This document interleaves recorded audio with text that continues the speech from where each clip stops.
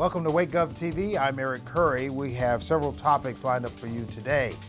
We'll learn about a program designed to reuse discarded Christmas trees for a very good cause. Plus, great news about a new addition to Wake County's library system. But first, the Wake County Board of Commissioners recently held their board retreat at Wake Technical Community College's Western Campus in Cary. The retreat is held annually to allow the board and county staff to discuss and establish goals and objectives for focus areas such as education, community health, fiscal strength, public safety, and community partnerships. WakeGOV TV was on hand to capture some of the retreat. Well, the first topic really is helping us to better understand each other through different communication and personality styles so that we can work more efficient and effective together. And along with the personality, communication style, we'll be looking at demographics, looking at some of our financial data capacity, as well as prioritizing our goals to make sure that we are on focus.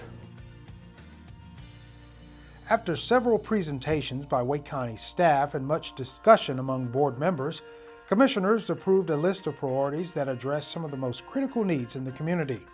While affordable housing, economic development, and services to address mental health, substance abuse, and drug treatment continue to be ongoing priorities in the community, commissioners also expressed a need to add priorities such as implementing an arts and culture plan, supporting early childhood education and care, and continue to build support for the county's proposed transit plan.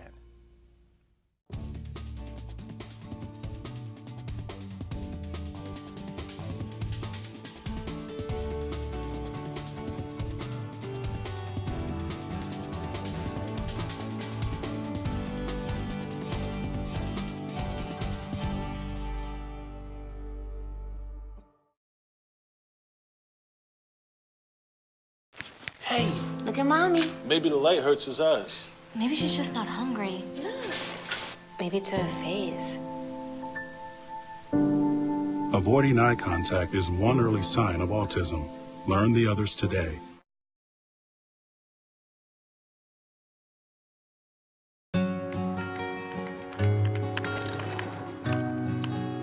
I wish I was in school.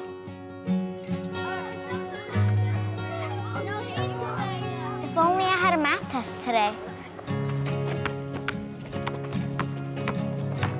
Or a book report to give. I wish I was in school.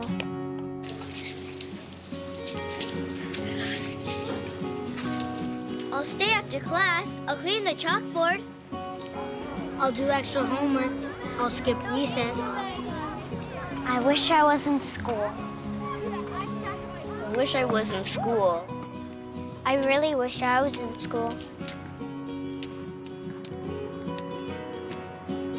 School ends, but free lunches for your kids don't have to. Find your local food bank at feedingamerica.org/summer meals for help. Together, we're feeding America.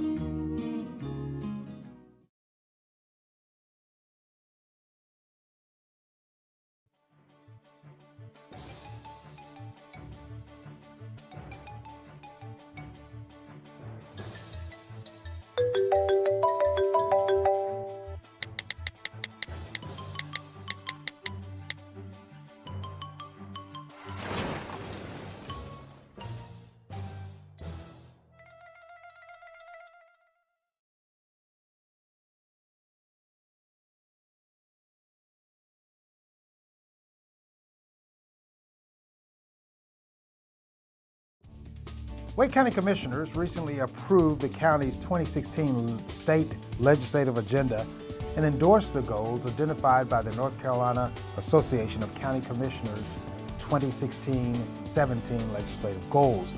Joining us to talk about those legislative board goals is Chris Dillon, Intergovernmental Relations Manager for Wake County. Thanks for being here. Thank you for having me. Why are legislative goals needed? Well, I would say goals are needed for any organization. They provide a long-term vision and a short-term motivation. And as the hectic climate of the General Assembly takes off and next month in April, I think there'll be a lot of different problems coming at the county. If we don't have the board goals, then we could get off track of where the board wants to head. And what's the process in formulating these goals? Well, I usually start out the year asking all the staff and the departments on what their needs will be in the upcoming legislative session. And then I ask the commissioners what their wants and desires are. And then we'll mesh those together and the board votes on what their goals will be. When are the commissioners going to adopt these goals, or have they already? The board discussed these goals at the past retreat, and we look forward to the board adopting the goals hopefully the middle of this month. And with the session beginning on April 25th, we'll be able to talk to the delegation about what the board goals are for the next session. Now, would these goals mirror those set forth by the State Association of County Commissioners? They will, but not necessarily. The state board has, the State Association of County Commissioners has approved their legislative goals for the year, and the county agrees with those goals. But there'll be priorities, and there'll be certain individual items that Wake County needs that maybe some of our other rural partners and won't need as much. Now, as the Intergovernmental Relations Manager for Wake County, are you involved in making suggestions for the 2016 legislative goals? Yes, sir, and I make sure that the commissioners know what I feel the priorities should be of this upcoming session. And obviously with the goals, there's sort of a blueprint to go to the state legislature and talk to our delegation for Wake County. Is there a way of funneling the information from Wake County to the state lawmakers?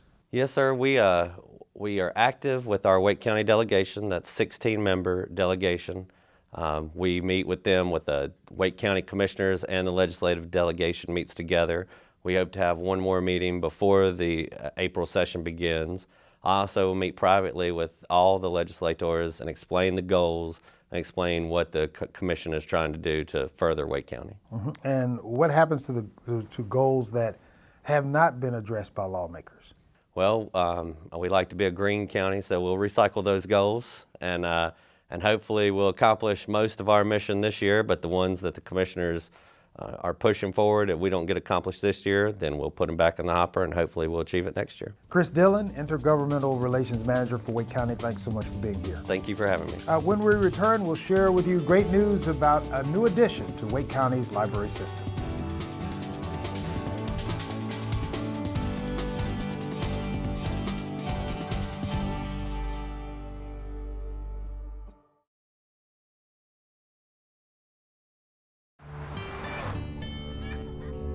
They say that when you're facing extreme danger, your life flashes before you.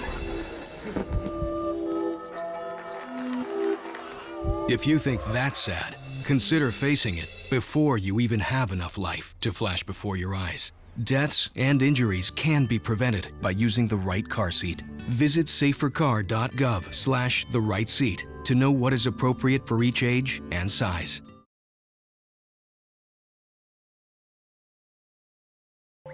Do you love bird watching in your backyard? Do you like the idea of Cary being a national leader in caring for the 3 Bs, birds, bees, and butterflies? If so, then we'd like to invite you to participate in the Cary Garden for Wildlife Partnership with the National Wildlife Federation. Whether you have an apartment balcony or backyard, you can create an outdoor space that attracts beautiful wildlife and helps restore habitat.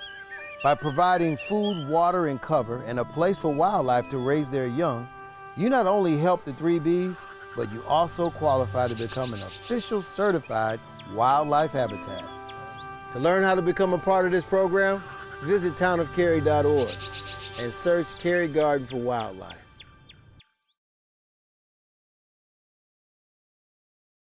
Welcome back. Good news for Wake County library patrons. The county will introduce its newest library to citizens next month.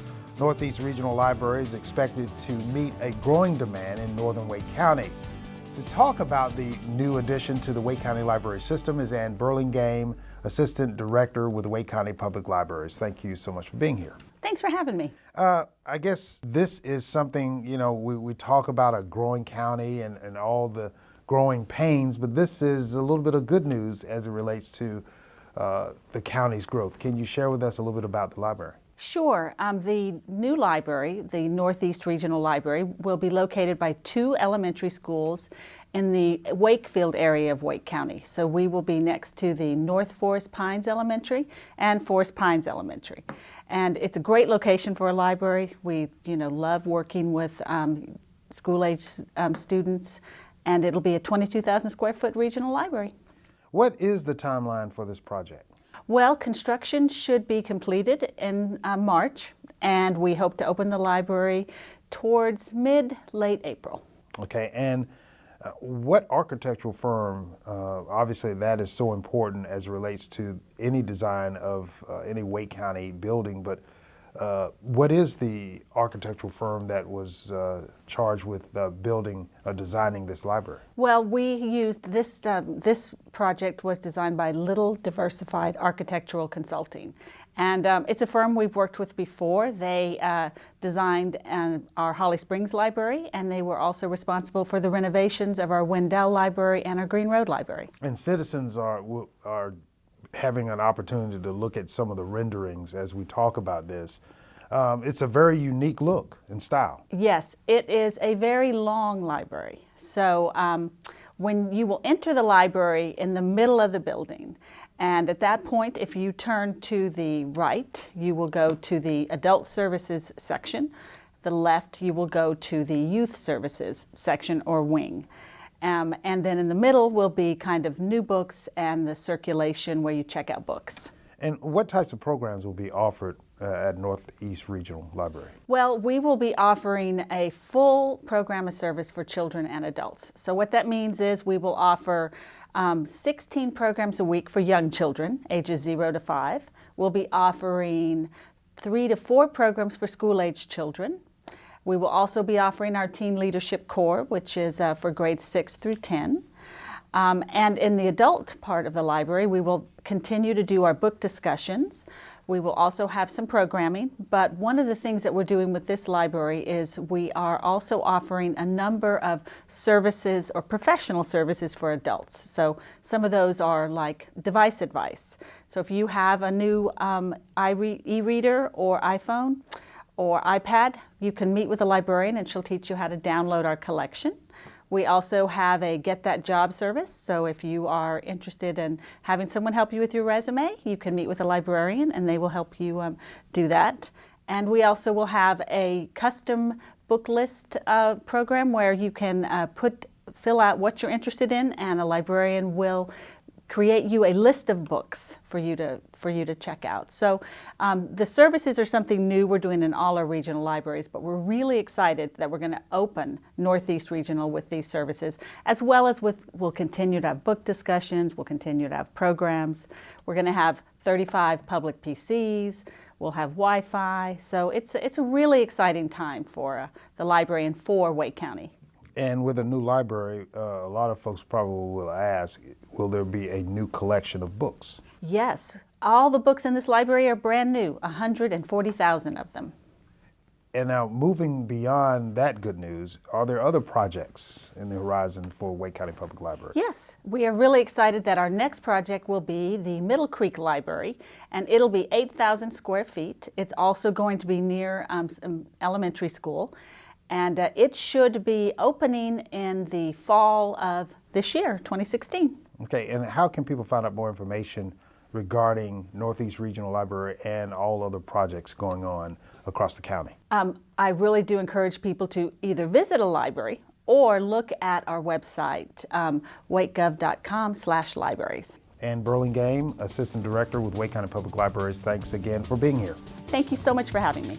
When we return, we'll show you how the old Christmas trees from a few months ago continue to find life in Wake County parks. Stay tuned.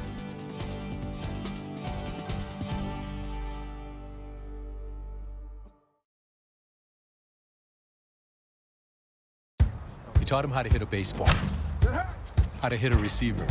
You even taught him how to hit the open man. But how much time have you spent teaching him what not to hit?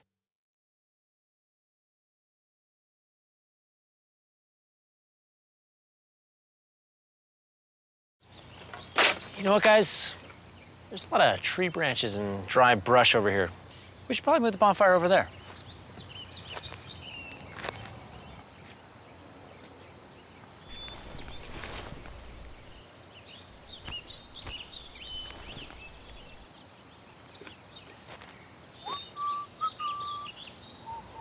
I'm guessing Smokey liked that idea.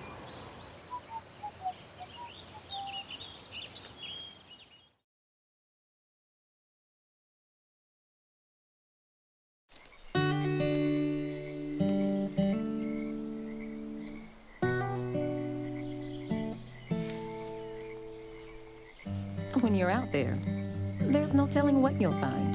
I see it, I see it. Oh, look at you.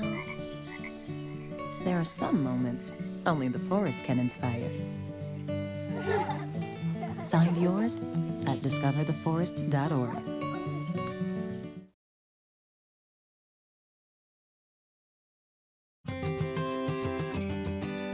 As residents begin to wrap up the holiday season, Wake County Parks offered them an environmentally friendly way of getting rid of their Christmas trees. Through January 24th, Wake County made its Happy Trails Christmas Tree Recycling Program available to residents looking to dispose of their unwanted trees. Undecorated trees and other holiday waste were collected at designated parks and waste convenience centers. Recycled trees were then chipped and turned into mulch to enhance the trails of Wake County parks. WakeGOV TV was on hand to capture some of the event.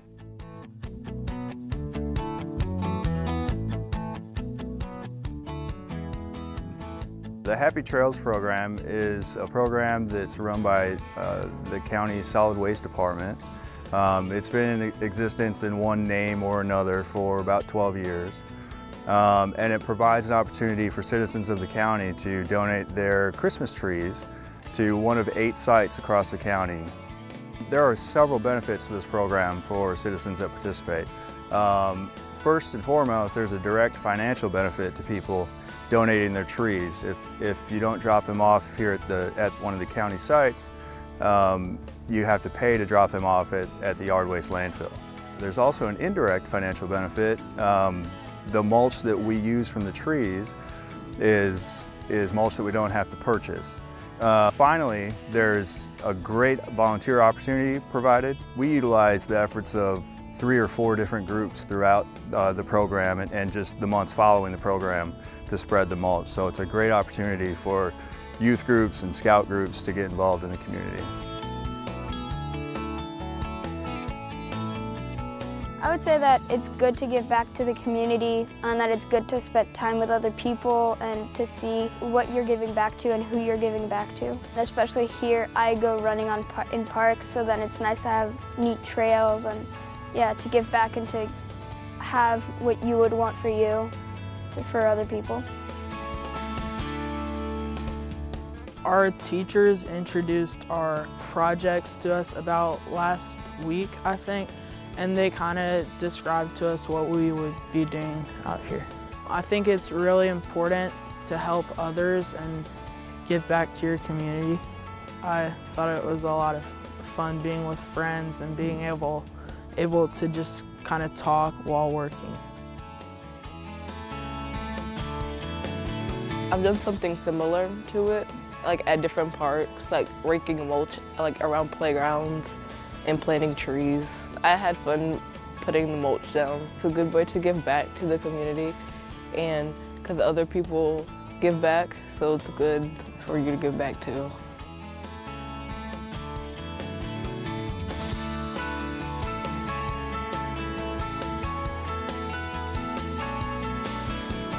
So the program runs from December 26th through about the end of January every year.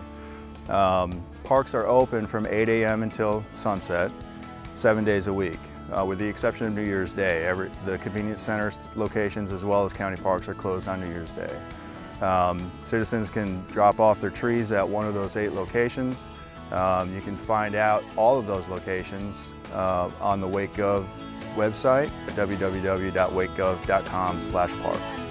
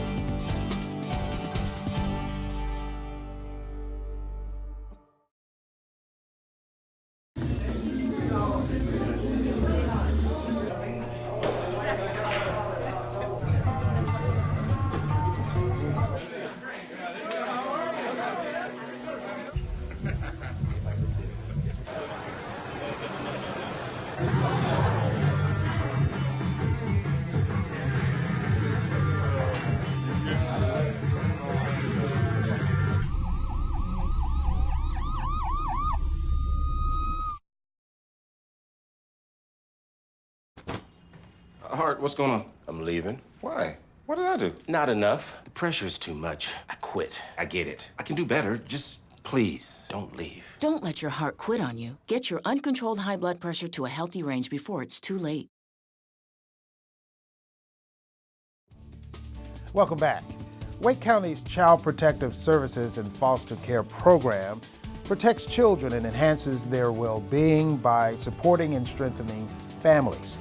Foster care is a temporary care for children who have the ultimate goal of returning to their birth parents or other relatives. Foster parents also play a vital role in understanding the needs of the children during difficult times, and their help, intervention, and nurturing can make all the difference to any child in need.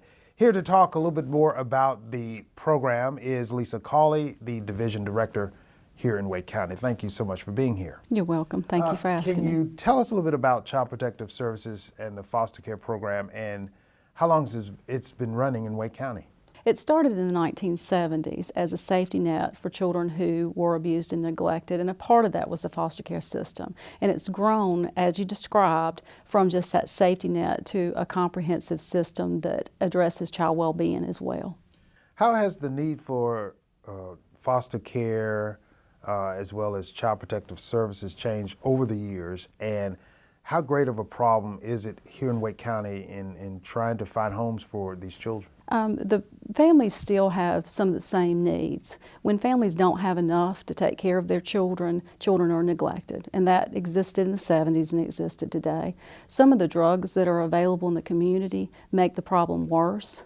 And some of the other changes that have happened are we, as a child protective services system, are not just a safety net. We address the well-being needs of the children and look at permanency for them. Years ago, children exited foster care. They grew up in foster care, and that's no longer the expectation today. We're expected to find homes. Some of the other differences are the expectation of relatives. If children come into foster care, we first look for relatives to parent them. I have seen that change in Wake County over the years, and having been here for 20 years, in the beginning, relatives were local, and you were likely to find families for children that lived here. And at this time, families are all over. So when we look for relatives, we look, out of state and sometimes out of country, and still pursue those relatives, knowing that they're the best placements for children. So that is a misconception that you and your staff would look to strangers, so to speak, before you even look to relatives. You always try to keep children with in family. The family. Yes, and that's a part of the law. If families are available and safe and it's in the best interest of the child, children go to relatives. Okay.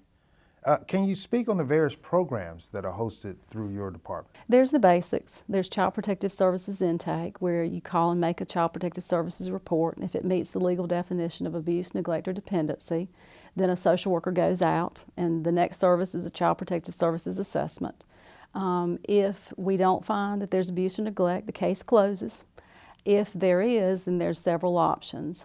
First and foremost, if the child can be protected with the family, the child stays with their own family, and we put services and plans in place to make sure that the child is safe. And if not, foster care is our option. So a child would go in foster care. The next step to that is if children are in foster care, like you said when you introduced me, we reunify if possible. But if not, we offer adoption services and then supports to adoptive parents. Some of the other things that we do, we license our own foster homes, and we provide training and support so that our foster homes are able to keep children and accept sibling groups and be stable, loving homes for children.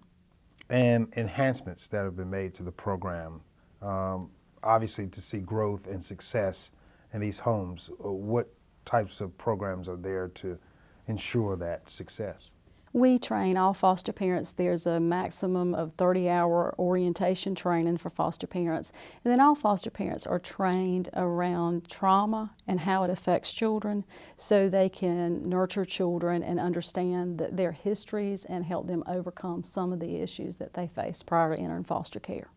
Not too long ago, Commissioner Holmes, Jessica Holmes, joined you and some members of your staff and held a nice little outing for some of the foster kids at the PNC Arena. Can you talk a little bit about that event and how did it all come about? That was a wonderful night. We have, one of the services that I didn't mention is there are link services, and they are services to help youth in foster care ages 13 and above become self-sufficient and achieve their educational goals. So Commissioner Holmes has been a support of this population since she entered office. And she wanted those youth to have a night out before the holidays just to enjoy some of the things that they may have never done before, hockey being one of them. So we had a wonderful suite. We were hosted by the Vice President of the PNC Arena, Larry Perkins, and we just had a great night. The kids watched hockey. We had wonderful food and just fellowship among each other. And many of the kids said they had never seen hockey as a sport and never had an experience like that. So it was a great event. And finally, for those that are maybe watching and they've always wondered how to become a foster parent, how can they get more information? We have a foster parent recruitment line, 919-212-7474, and they can always call during the business day or leave a message after business hours. We are looking for specific foster parents, though. Foster parents have to be willing to work with biological parents. That's very important. And who we need foster parents for are sibling groups. We do have some infants that enter foster care, but we have a lot of foster parents that are interested in young children. We need foster parents for teens. It's a wonderful job, and we need foster parents for sibling groups. And hopefully folks will take you up on that offer and give you or someone on your staff a call. Certainly hope so. Lisa Cawley, Division Director with Wake County Child Protective Services in the Foster Care Program. Thanks so much for being here. You're welcome. Thank you. Keep up with the latest Wake County news by visiting us online at wakegov.com/news or on Facebook or Twitter. That's our show for today. Thanks for watching.